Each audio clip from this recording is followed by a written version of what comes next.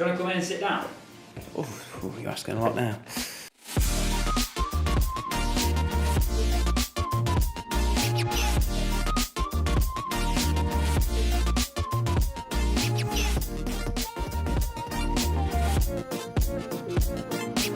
Shout out to Squarespace for helping us with our next-gen coverage.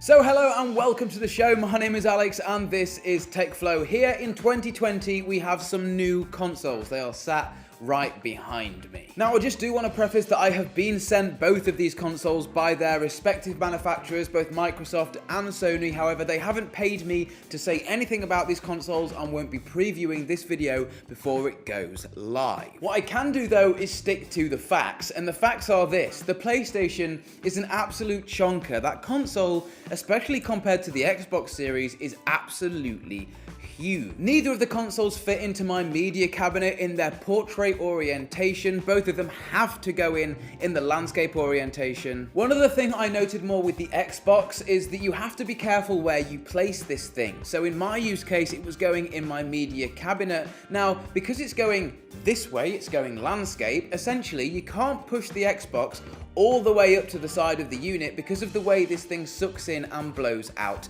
air. It sucks it in one end and blows it out the other. So if you literally cover up one end of this console, doesn't matter which one, you're gonna completely obstruct the airflow. No! God, please, no! No! Now this isn't the case with the PlayStation 5 because the vents are, well, pretty much all over underneath each plastic side on the top and bottom of the console. However, one thing I would note is that I know a lot of friends that used to travel around with their consoles, PlayStation 4 users, who came into my house, looked at this PlayStation 5 and said, yep, I ain't getting that in my suitcase. And I think that may be a turning point for some people to travel with. If you want a console for that, well, I would go with the Xbox's boxier design. Now, whilst I'm talking about the physical aspects of both of these consoles, I want to turn your attention to dust and the fans inside. Now, my comment on these is obviously, as these are box fresh, there's no dust inside of them. But as both of these consoles live in our lives for the next, I don't know, 2 to 5 years, obviously the fans are going to pick up dust, and throughout time they will get audibly loud and need to ramp up their fans. But so far, so good. Neither of these consoles make too much noise. I found that the PlayStation 5 is slightly louder, but it only ramps up the fans for maybe 10 seconds on a heavy load, and then they turn straight off again. And they weren't anything like what I would have experienced on a PlayStation 4. Now, the other physical aspect of both of these consoles is quite obviously the controller. Now, if you've been living under a rock, basically the PlayStation controller is far superior to the Xbox controller in pretty much every way, and we'll touch on that in a second. Now, I've never really been a fan of the PlayStation controllers versus the Xbox. I've always found that the Xbox controller has been much more ergonomic, and I think I speak for a large volume of people when saying that, but obviously hand shapes do differ. But with this new DualSense controller, they have made this controller feel much more ergonomic than previous generations, and it feels much more like an Xbox controller, meaning the actual controller is nicer to hold. I like this. The first big change with the new PlayStation 5 controller is the new adaptive triggers. Now, that is literally what it sounds like. The triggers are adaptive on the back of the controller and they can change. The way they change is by using a spring and a motor inside of the controller to actually add tension to the button press or the trigger press. So when you're pressing down the trigger, there's actually tension there and you can feel it getting harder to press. The other new update inside the PlayStation controller is what we could call the haptic engine or the vibration motor. Now, usually a vibration motor is really simple. It's a motor with an offset weight on it, and then when that motor spins, it vibrates. Now, haptics are a little bit different than that, and if you've ever felt a modern phone vibrate, you'll know exactly what I mean. The haptics in this new PlayStation 5 DualSense controller are absolutely incredible. That incredible, in fact, that in Astro's Playroom, you can feel the little taps of the character's feet running round depending on what surface you're on, whether you're running on metal or ice. Now, I've heard a lot of people say that it could be a little bit of a gimmick, but that's not what I've experienced with the way it's implemented in Astro's Playroom. But if certain developers were to maybe over-engineer this implementation, I could see it becoming a little bit more of a nuisance than something to add to the experience. But so far, so good. One thing I haven't heard people brush on is the touchpad on the new DualSense controller, and maybe that's because it was a feature on the previous DualSense controller, but in this DualSense it is, I don't know, maybe optimized. It just feels better. It feels like an actual phone's touchscreen display. So if you wanted my verdict on the controllers as a statement piece, then this is pretty much it. If you want a comfy experience, I would still go with the Xbox controller. It's the comfier controller, and I like the way that the sticks are laid out. However, if you want the controller that's got more advanced features and may give you a little bit of a better user experience, then the PlayStation 5 DualSense is the way to go. However, before we move on, I do want to mention that it does suck a little bit for the Xbox people that it runs on AA batteries. Now, it's annoying when your PlayStation 5 controller dies mid-game and you've got to charge it versus just swapping in some more AA batteries and off you go, but it would be nice to see Xbox include a quick charge kit maybe in the box for such a next-gen console. Just a thought.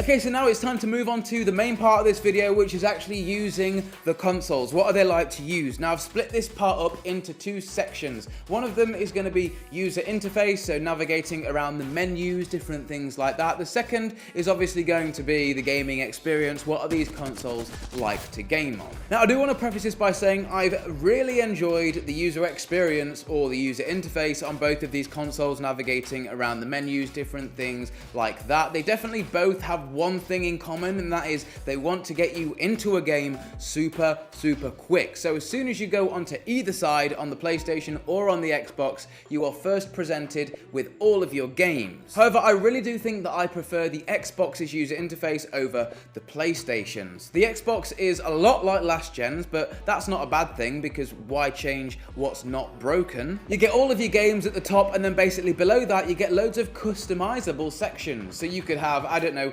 more games down here, or let's say if you used your console for media consumption as well, using apps like YouTube and iPlayer and Plex, you could put all these different things down here. You could customize it to have what you want where you want it, which I really like. Over on the PlayStation, things are a little bit different. Now, I think it's a lot less crowded. The PlayStation looks a lot cleaner, which may appeal to a few more people. It essentially has these tiles that you can move left and right across, and then each tile has its own background and then accompanying music to go along with that. So if you, I don't know, just highlight one of the games, you get a nice picture of the game in the background, as well as that game's theme tune playing, which is nice to have.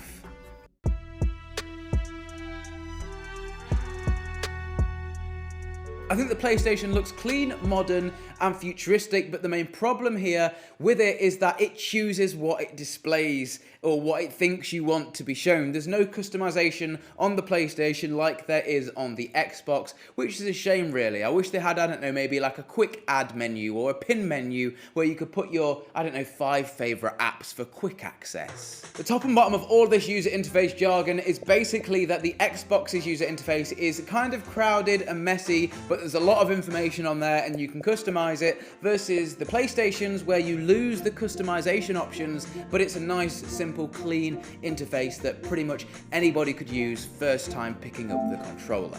Okay, let's jump over to the gaming experience. What's it like to game on either one or both of these consoles? Now, we'll address the elephant in the room. The numbers are already out there in the public. We've got 10 teraflops on the PlayStation and 12 on the Xbox. What are you laughing for? Teraflops? I think the top and the bottom of it is you guys need to know that all titles are running really well no matter what system you go for. I think if you look at a few articles online, you can see that the Xbox is pulling ahead in a few areas in regards to frames per second, but that is obviously down to optimization on the PlayStation 5, and that's something that I'm going to touch on a little bit later. The one thing that I found enhanced my gaming experience, and I missed it on the PlayStation but it was found on the Xbox, was the quick resume feature. So literally when you're jumping from title to title on the Xbox, no matter where you stop, it will load back up literally exactly where you were. You don't even have to be at a checkpoint. You just quit one app, you go back into the next app, and you are literally where you were before, no questions asked. Now, if I never have had this feature, I probably wouldn't have missed it, but because I've experienced it on the Xbox, when I went to the PlayStation and I didn't have quick resume and was swapping between games, I was having to go back to checkpoints. I was a bit like, huh, that's interesting. Now, exclusive titles are something that is really, really important, and again, with these consoles, a lot of it is down to personal preference. There's exclusive titles on the Xbox and exclusive titles on the PlayStation that will literally make the decision for you. But one thing that I found was really interesting is the Xbox has a far superior list of backwards compatible games, meaning you can play Xbox and Xbox 360 games on this new console. However, 2 games that I tried did not work on the Xbox, right? Everybody's raving about Xbox for having great backwards compatibility. Well, not for me, not for the personal games that I liked, which by the way happened to be Guitar Hero, just didn't work on the Xbox. However, when I tried my copy of Guitar Hero Live, which is a PlayStation 4 disc, in the PS5, guess what? It booted up absolutely fine. So I can sit here all day long and say, yeah, the Xbox has a bigger backwards compatibility list, but that actually doesn't matter if the games you want to play aren't listed on that list. It's personal. One thing I really would like to make you guys aware of actually, and this does suck for Team PlayStation, is the refresh rate. Now, this came about because, and you guys will know Rocket League, not the most graphics intensive game, running on both consoles, PlayStation 5 and Xbox. However, it's running at 120 FPS on the Xbox and only 60 on the PlayStation. Why is that? Well, if you guys didn't know, Xbox has actually had variable refresh rate in the last gen. It could output up to 120 FPS, not on the PlayStation 4 though. Now with the PlayStation 5, to take advantage of 120 FPS, the developers of the games actually have to port the entire game over to run on the PlayStation 5 to take advantage of things like 120 FPS. Now obviously if you're wanting to buy a next-gen console to play next-gen games, this isn't going to be an issue. You're not going to have to worry. Next-gen games are obviously updated and ported over for 120, but if you're wanting to play some of the older titles, that is something to bear in mind, and it may sway your decision. Okay, just for a quick second, we're going to take our focus off the consoles and look at the telly box itself, the actual TV that you're playing your console on. Now, is your TV more than a year old? If it is, well, you may not be getting the full benefits of these next-gen consoles. You see, these consoles, yes, like I've just said, can output up to 120 FPS. Not many TVs support that. Only TVs really that have been coming out this year can support that. So before you upgrade to next gen and spend all that money, it may be worth just going back to the drawing board and thinking, if I get this new console, am I actually going to be able to take advantage of all of its features because my TV isn't up to scratch or not? Now, back to games. And if you're wanting the console that's got the best games for the launch, you're going to want to go ahead and pick yourself up a PlayStation 5. The launch titles on the PlayStation 5, in my opinion, far outdo the Xbox's side of things. If you go ahead and boost up the graphics and you've got things like ray tracing on, just soaring around the city, seeing all of those awesome reflections, honestly, is an experience unlike anything else. It honestly trumps PC gaming, and sorry for all the PC fanboys out there, including myself. High fidelity mode, ray tracing is on, so all of the reflections and shadows in the game are insane. However, one caveat, you're limited to 30 FPS. I thought 30 FPS would suck, but it's actually really not too bad. If you turn off these features like ray tracing, you will enable 60 FPS, so the gameplay is a little bit more fluid. However, you're going to be missing out on obviously the nice reflections that ray tracing has to offer. Again, something to bear in mind. One thing that is really cool for Team Xbox though is that it can upscale HDR for older titles. Now obviously this isn't actual HDR, but what it's going to do is for your older titles make colours pop and seem a little bit more vibrant. And in my testing, playing games like Gears of War from an Xbox 360 disc, it seemed, I don't know, brighter, but it wasn't improving the overall quality of the image, but it definitely had more contrast. Now, available when I first had booted into each OS on the Xbox, I had an available to use 800 gigabytes of storage, and unfortunately over on the PlayStation 5 available we had 660 gigabytes. Both consoles feel really fast, and I mean super fast, even when loading huge game titles, which is where the previous generation of consoles really did struggle. However, if you put the Xbox and the PlayStation head to head, you'll find that the PlayStation does come out ahead slightly, but if you didn't have the Xbox there to compare, you wouldn't really know. So you may be thinking there, whoa, hang on a minute, that isn't a lot of space. These next-gen games are sometimes taking up 200 gigs per title, and I know, I hear you. How are we going to upgrade the storage on our consoles? Well, Xbox, unfortunately, have gone with a proprietary way. Basically, you have to buy this little card thing that goes into the back of the Xbox. Now, luckily enough, this isn't really expensive, but the bad part about it is the price probably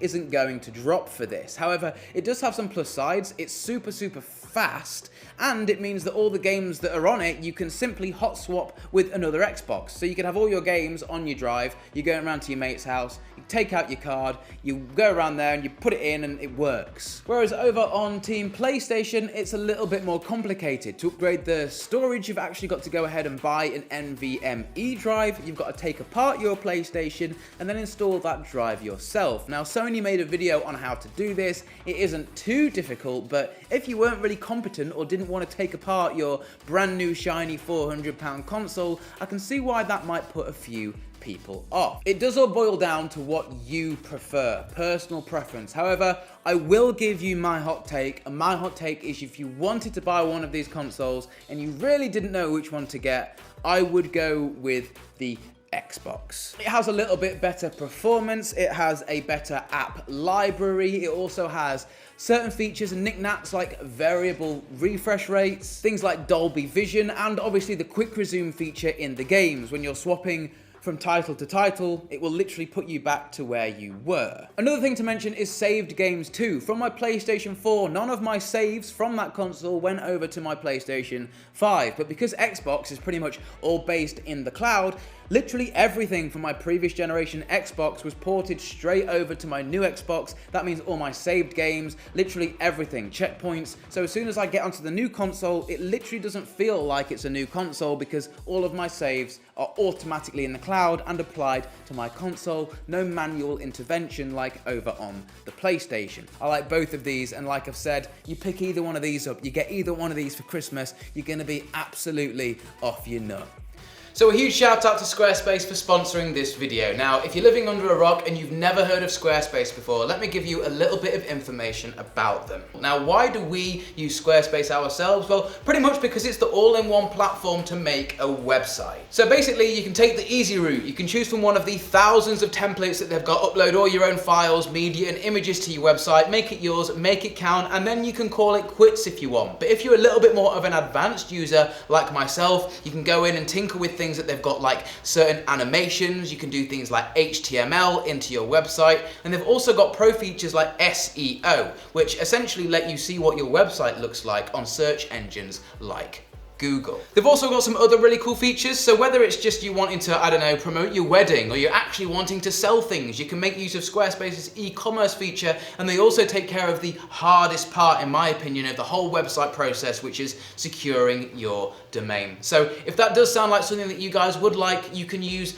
code TechFlow to get 10% off, or simply go to squarespace.com/TechFlow. You're welcome, and thanks Squarespace for sponsoring the video. We'll see you in the next one. Peace.